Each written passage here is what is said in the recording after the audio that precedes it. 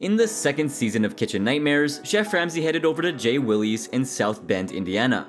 Things got so heated between the three owners that it brought a customer to tears. Now, before we get into the nitty-gritty of things, let's discuss the people who own this place. The restaurant was owned by a husband and wife team named Rick and Trisha, alongside their friend John William, aka Jay Willie. Since the business was located a few miles from the University of Notre Dame, the area was bustling with middle-class citizens. Shortly after the trio opened the restaurant, things were pretty smooth. They were hardworking and consistently making a profit. However, things changed with time. Rick and Trisha, who operated another restaurant, lived more than 3 hours away. So it wasn't exactly easy to commute all the time. As a result, William was forced to manage the business on a day-to-day basis. The couple believed that William would be able to maintain the restaurant's level of quality, but clearly that didn't happen. We assumed that John would be able to uphold the service standards and the food quality that we have. Once the couple decided to take the back seat, everything changed. Since the quality of their food was compromised, the business's customer base dropped down drastically. Even though William was well aware of the restaurant's decline, he didn't do much to change it. Due to the fact that the place was hardly making any money, William had to cut corners on everything, including the chef that they used. How exactly could a restaurant function without a good chef? Anyway, the current cook he hired, named Steve, who agreed to work for minimum wage, resorted to several cost-cutting measures. This included using canned food and sauces from the store. Now, we all know that the way a restaurant can stand out is by serving high-quality food.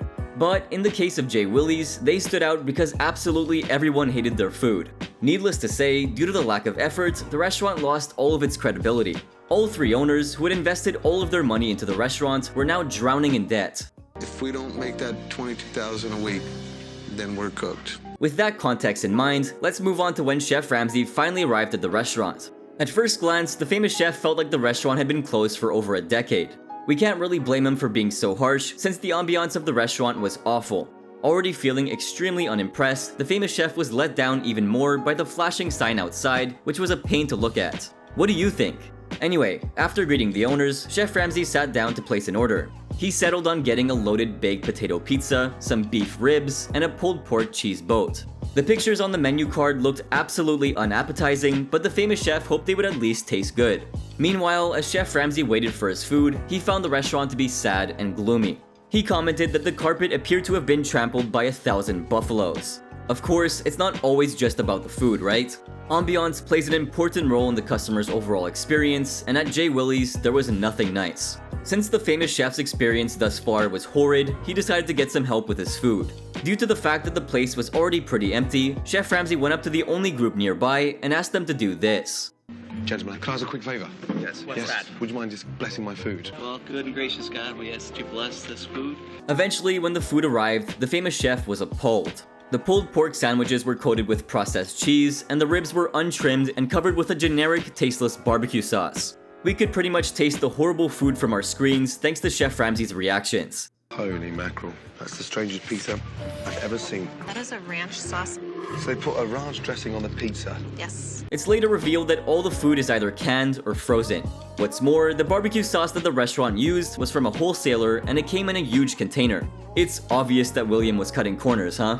No wonder this place wasn't making any profits. William said that because they didn't have a real chef, the menu was created to minimize labor. But just look at the audacity of these people. That was just a frozen patty. I'd rather have a little bit burn. They only really reheated the food, but referred to themselves as cooks. That's a little delusional, don't you think? Obviously, Chef Ramsay had to discuss these issues with all three owners who weren't on the same page. Just so you know, this was the beginning of a great blame game. Trisha claimed that William was the issue since he lacked the drive to lead their business. On the other hand, William argued that when a business is failing, it's super difficult to be passionate about it. All of them, however, admitted that if their business failed, they would be $1.2 million in debt and would lose all of their homes. In fact, due to their hectic schedules running two different restaurants, the couple pointed out that they couldn't have any children. After listening to their plight, Chef Ramsay decided to observe the next service. During this time, Chef Ramsay discovered that even their pizza used frozen/canned ingredients. What's that for? It's a special pizza. Frozen dough, ranch dressing, frozen sausage. What's that there? Cooked chicken. You don't clean them before they go in? They're supposed to. The famous chef felt like the kitchen ran like a production line since food was sent out so quickly. Regardless of how quickly things were sent out, customers sent the food right back. Upon seeing this, Chef Ramsay gathered the staff together for a meeting. They said that they felt degraded by the service. Additionally, they claimed that as the restaurant sank, so did the number on their paychecks. Surprisingly, the staff defended William when Rick tried to hold him responsible for the business's failure. They asserted that Rick isn't even there to help, so William has to do everything himself. Our sales are dropping because of John's inability. There's stuff everywhere. I'm saying don't blame everything on him. Following their meeting, Chef Ramsay inspected the kitchen and what he found was shocking. Since the refrigerator wasn't cold enough, a lot of their food was spoiled. But that's nothing compared to what he saw next. Brace yourself for this, cause it's gonna be nasty. Doesn't get drained and the blood is sat out in a warm kitchen. That's gonna be deep fried tomorrow. Yeah. To prove their commitment to the business, Chef Ramsay asked Rick and William to do something quite interesting. Instead of just relying on their word, in order to prove themselves, he made them do this. Chef Ramsay gave us a challenge if we're committed to changing this food and making it better. Oh my God, are they taking all the food out? The following day, Chef Ramsay met with the owners at a church and requested that they confess. William just wanted to change, and Trisha and Rick wanted William to step things up.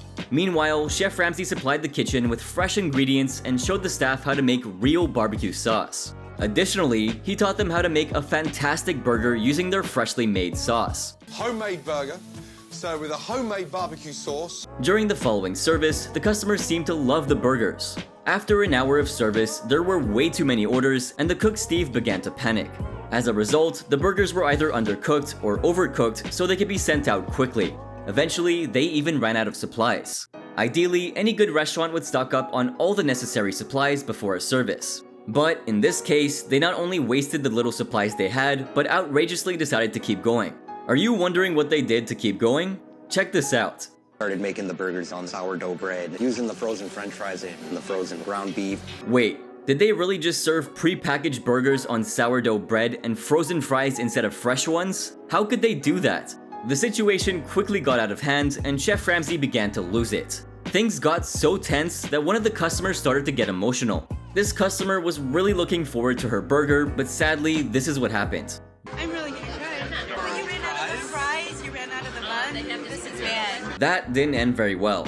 Anyway, after a discussion with the owners, the restaurant received the most underwhelming makeover from Chef Ramsay's team overnight. Only the carpets, a shelf for their new sauce, and one wall was altered.